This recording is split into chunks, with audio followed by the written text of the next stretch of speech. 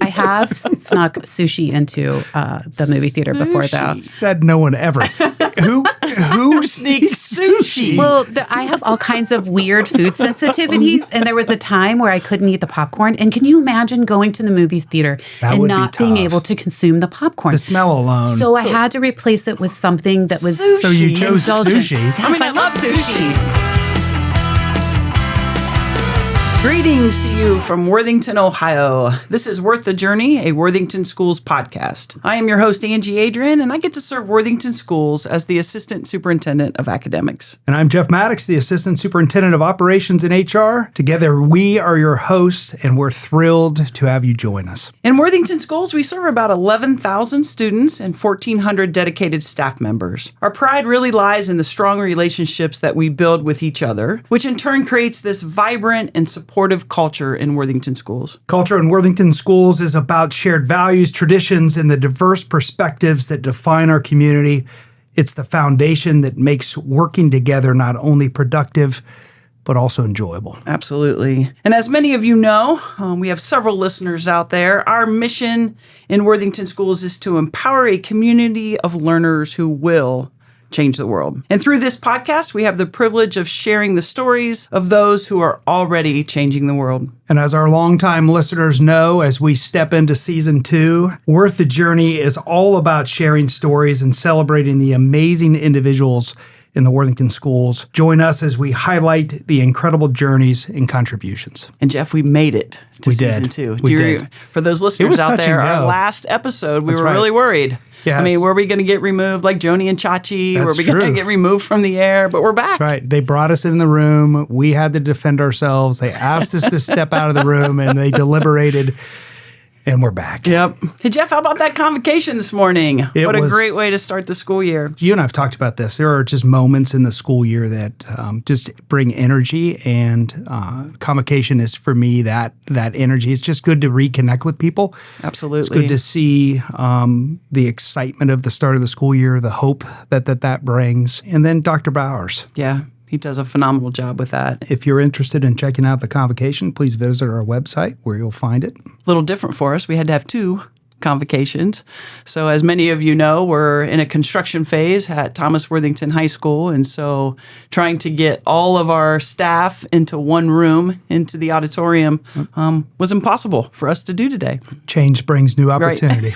Yep. So 2 convocations, but what a great way to start the school year. For those of you that didn't get a chance to see convocation, it's important for you to know that our theme this year in Worthington Schools is the difficult, beautiful work. And we know that our work in public education is difficult. My belief and our belief is that most everything in life that is meaningful is difficult. But our work is also beautiful. And I can't imagine doing anything other than serving in public education. Because I do feel like that when we lean into the mess and we give everything our best, we give life to students and to the families that we get to serve. And so it's both difficult and it's beautiful. That's very well said. And we heard Dr. Bowers say some of that this morning. And we got a chance to talk with some of our new teachers a couple weeks ago, too, about that difficult, beautiful work, and welcome about 60 new teachers and staff to our district. Super excited. 50 plus teachers, and then we also have nurses, and we also have psych interns and mental health specialists. And the energy in the room. So if convocation is number 1 for me, new teacher orientation, energy, it is awesome to partner with you and AAPL as we take them through a week. It's a long week. It is a long week. But I've just been in awe of their energy. Absolutely. There is such a thing called school shape. I've been in this work for 34 years, but it seems like the summer allows you some time to get some things done on a different pace. And then being in front and on with our new teachers, their energy brings this level of excitement. But I crashed after the first couple of days. And on Monday, great day for those who have gone through this with us. It involved just a celebration in the morning, and then we got the opportunity to take them on a bus tour and see Worthington and do fun things. And then by the time I got home, I sat on the couch, and the next thing I know, I hear some laughter, and I look and I open my eyes, and my wife Kelly is laughing at me because I had fallen asleep. So there is something absolutely to be said about school shape, and I'm clearly not in it because I was out cold within 5 minutes of sitting down. The other thing, my body revolted that morning is I had to put a suit back on with a tie, right? So, I mean, there's some... Didn't wear a suit, There's but some other realities of that, too. And my body was like, what are you doing to me? Right. My elastic shorts are a little different than my dress clothes, right?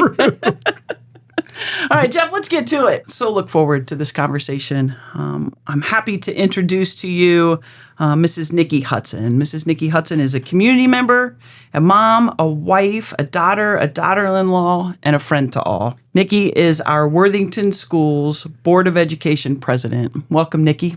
Thank you so much. It's a pleasure to be here, and congrats to both of you. And actually, I should say all three of you because Corey's in the room on season 2. Well, thank you very much. Thank you. We made it. It was touch and go. I think it was close. We got there. Nikki, to get us started, we talked a little bit in our opening about convocation, obviously, and the message of this difficult, beautiful work. And so take us back to your childhood as a young student and when a teacher truly impacted you. I love that question. My mind goes immediately to Mrs. Sweeney, who was my 8th grade teacher.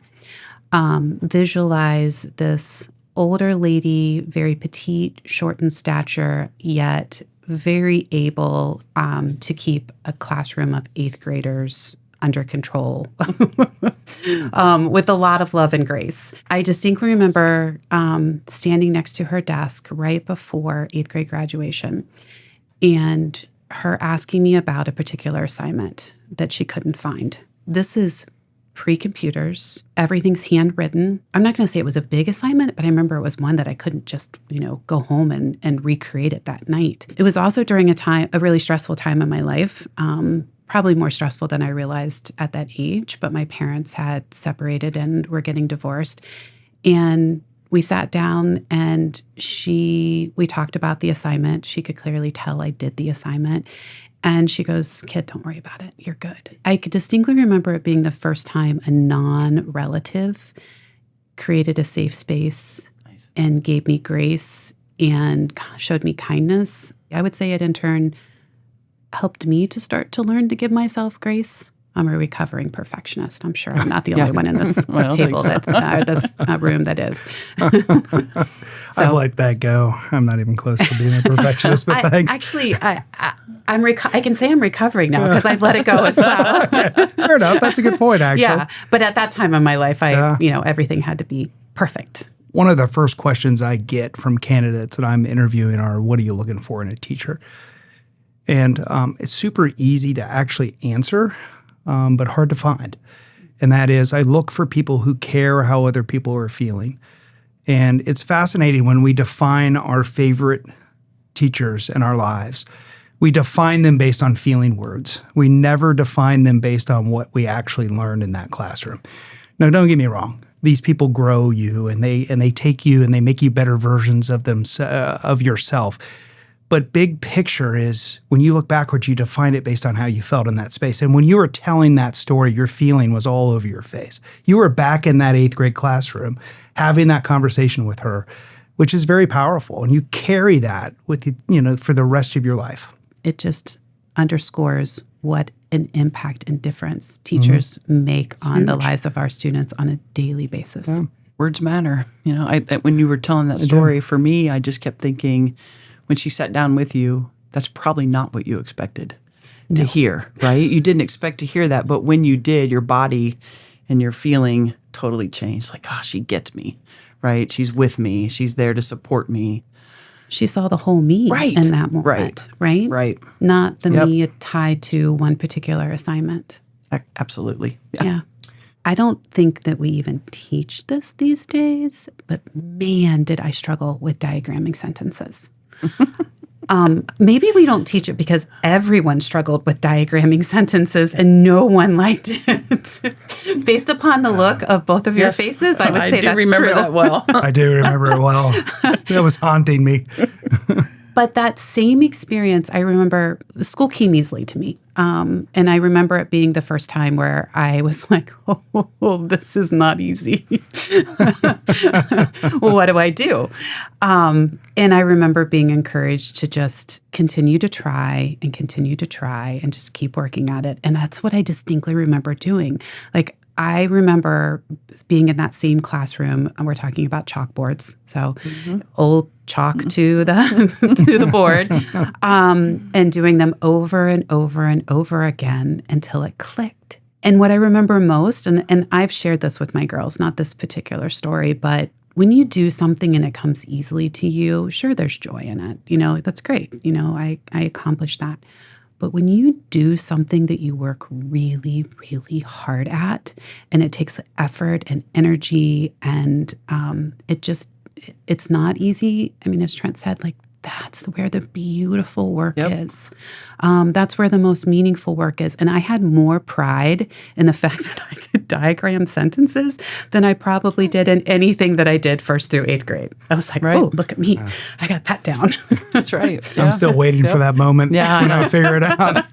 Don't ask me to do it now, because that has long been surpassed by other learnings in my brain, which is only so large. Yeah. Yes. So that works in academics, that works in social emotional connections with students as well. And that is, the more we lean into messiness, the more we lean into when things get hard, the more it gives back to us. And, what I'm in awe of is our staff members in Worthington. When it gets tough, how much these folks lean into it. And, it's tough sometimes because you want, as a human being, for immediate reaction and things get better and things change overnight, and they don't.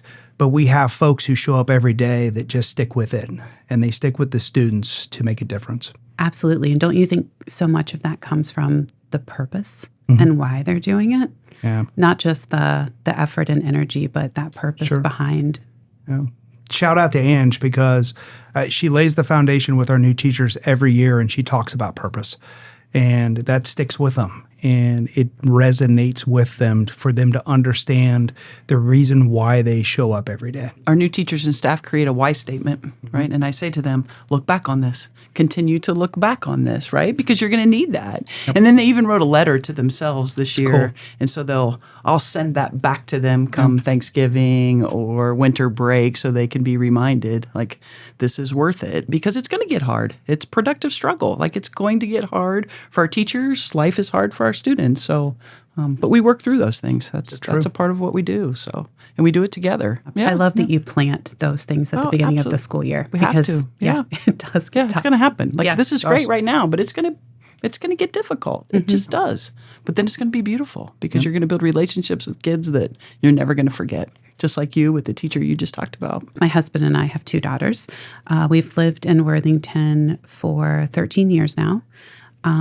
And my girls are rising sophomores and seniors, which is just unbelievable, because you guys, I can remember, we were actually just talking about today, my husband and I we can remember that first day of kindergarten for our oldest. It's such an emotional day, and hugely emotional. Yes. I wasn't ready for that, actually. I don't think any parents are. Got in the car. Yeah. Anyways. Did you cry? Oh, 100%. Yes. Yeah. I waited until I got around the corner of the building, and then I started Now bawling. I'm going to give you a little foreshadowing. The hardest I cried is when I dropped my first off to college. I cried so hard that my wife and my kids who were standing there watching thought I was joking. No. That's how hard I cried. They thought I was just exaggerating. I wasn't exaggerating. Well, I've got that to look forward to. Yeah, you do. Exactly. Since we've transitioned to you as a parent in Worthington, share a story where you connected with a staff member in Worthington. I have a few, but I want to start with that first day of kindergarten for my oldest, because it is like no other day in a parent's journey through education, because here you have like your world right?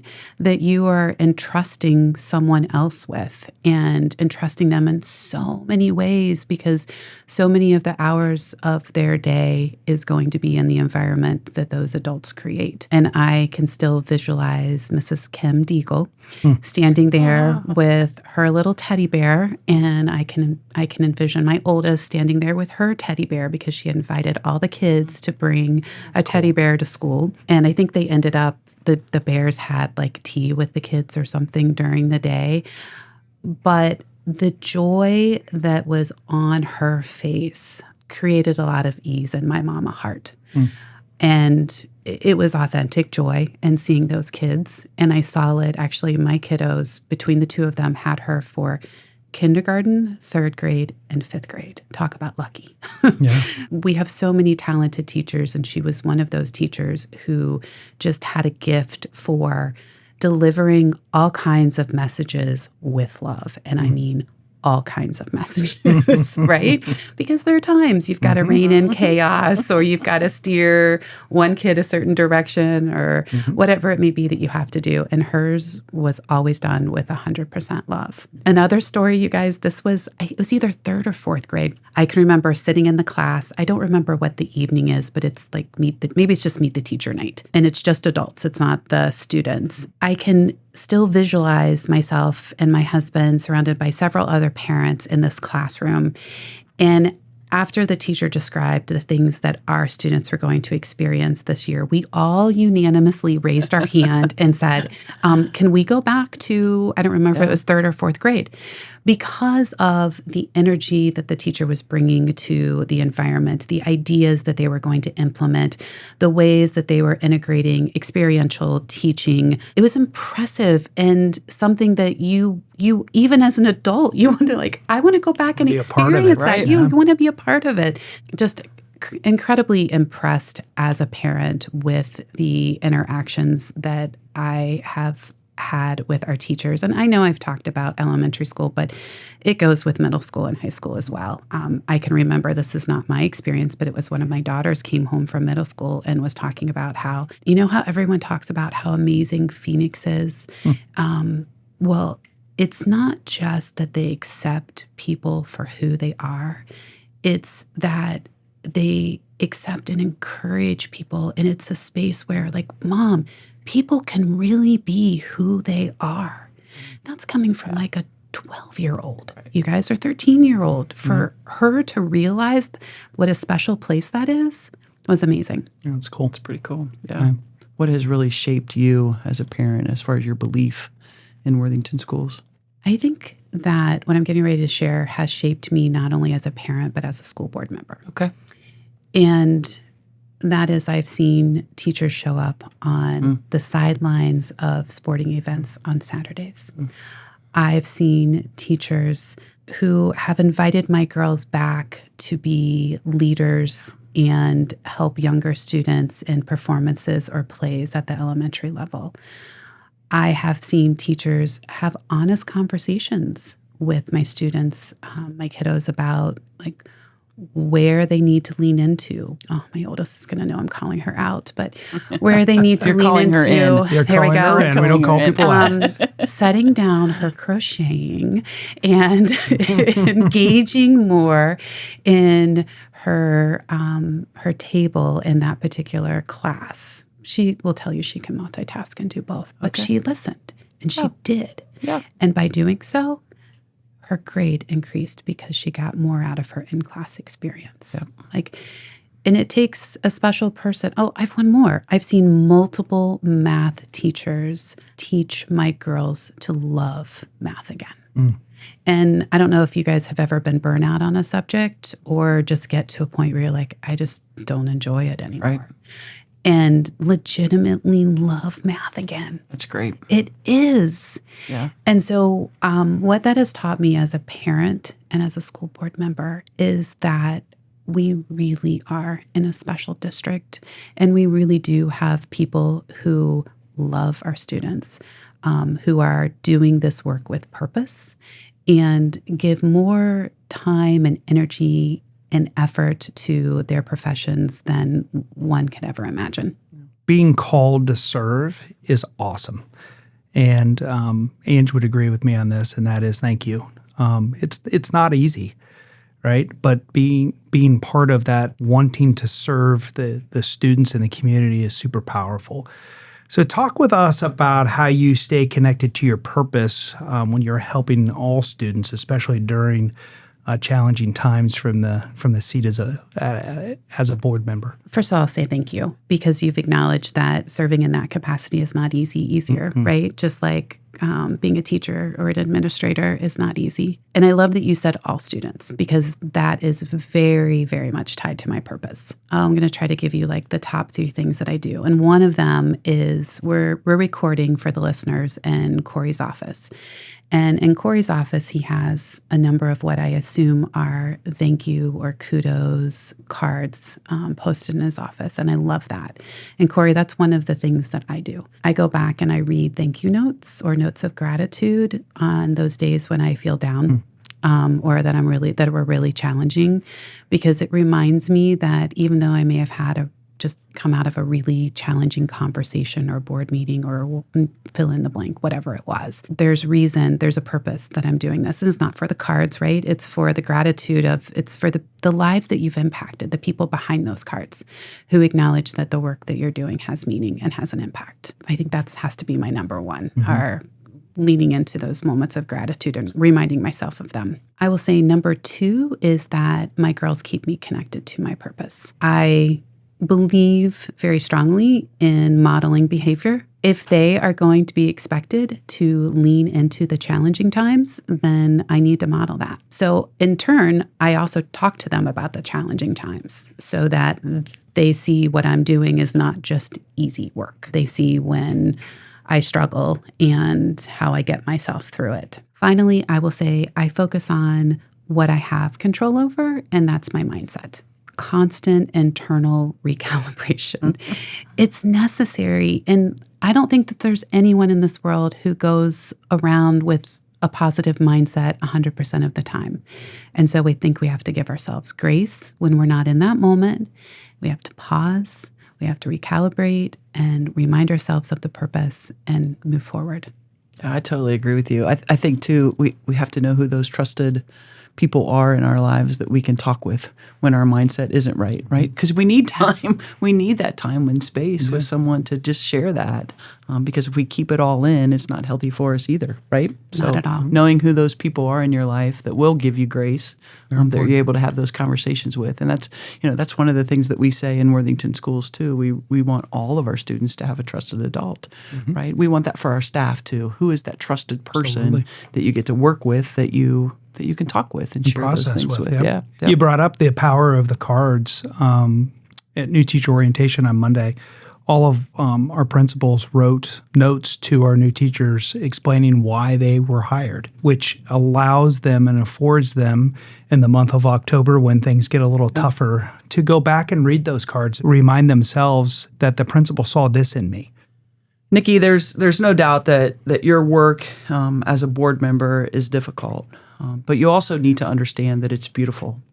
It truly is. I can't imagine that we would be where we are as a school system in public education without the support that we get each and every day from our board members. I want you to know that first and foremost, but talk to us and talk to our audience a little bit about those that you get to work alongside of that are a part of our Board of Education.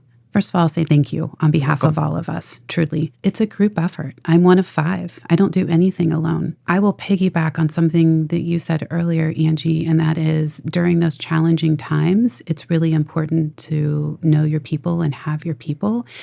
And that was one of the first things that was shared with me upon joining the board was, and it's something that has remained true, is that you have to have peers on the board to lean into. Pursuant to sunshine laws, we can't all talk about the same thing.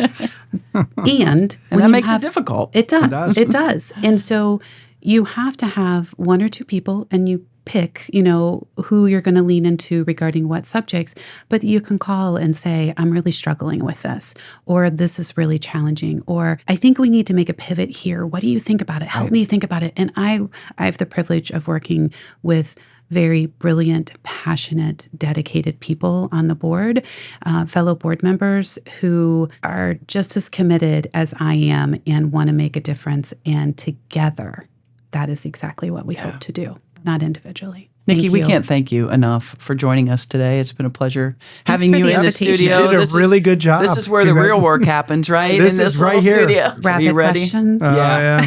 Yeah, I Nikki- do listen to your podcast. So some yeah. of those Get questions ready. may be the same and some of them may not. No, So are you ready? we've got some curveballs in here for you. Here we go. All right. So for those of you that can't see, Nikki is on the edge of her seat. She She's is. sitting up. It Her is the first posture- time she her has sat up. posture The has rest of the time she was changed. totally leaned back. She was relaxed. There's a whole different look with Nikki It's like, Hudson right oh now. yeah, all of a sudden something changed. Here we go. If you got an extra hour a day, what would you do with it? Sleep or read? Who had the biggest impact on you while growing up? No question, my mama. Yeah. That's cool. She's a very, very strong, independent woman. What was what was mom's name? Fran Sims. Yeah. She was my safe space. She was my biggest cheerleader. And you guys, she told me at one point when I was young and I was thinking about going to college, no one in my family had gone to college.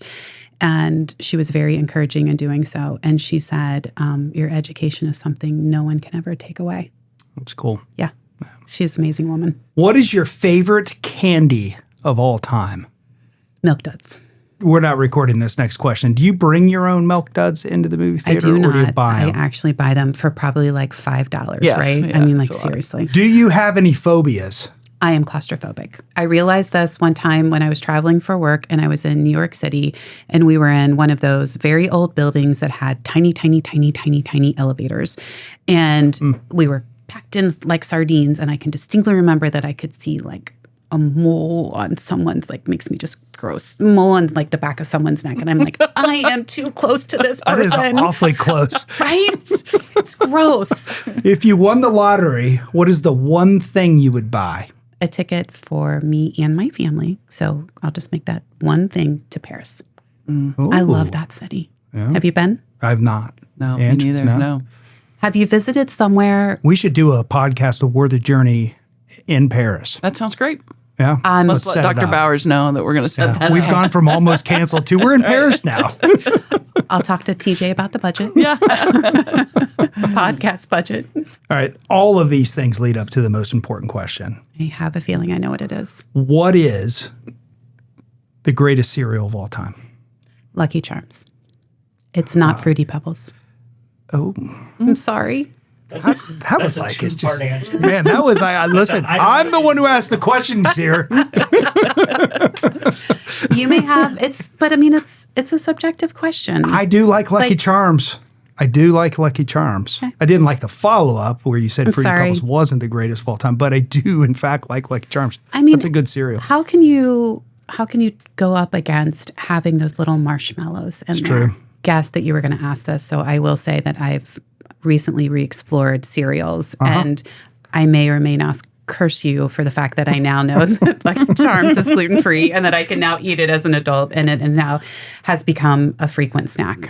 Yeah, I do want to go on record to say Fruity Pebbles those are also gluten free. I want to put that on your menu I'll give it a someday. try again. Try it again. Rediscover them. Okay, I can do that. Nikki, thank you again. It was great talking with you, and we appreciate you being part of the podcast. I can't thank you enough for the Thank you, Nikki. opportunity. Truly, Thanks. I appreciate both of you. Yep. All three of you, Corey. Thank you for tuning in to Worth the Journey. Do you want to hear more? You can find us on Spotify, Apple, Google, and our Worthington Schools website. Special thanks to Corey Carter and our communications team for making this podcast a reality. And of course, to our students at The Ohio State University for suggesting that we do this. Remember, the journey may not always be easy, but it will be worth it. Thanks for taking care of each other, and have a great day, everyone.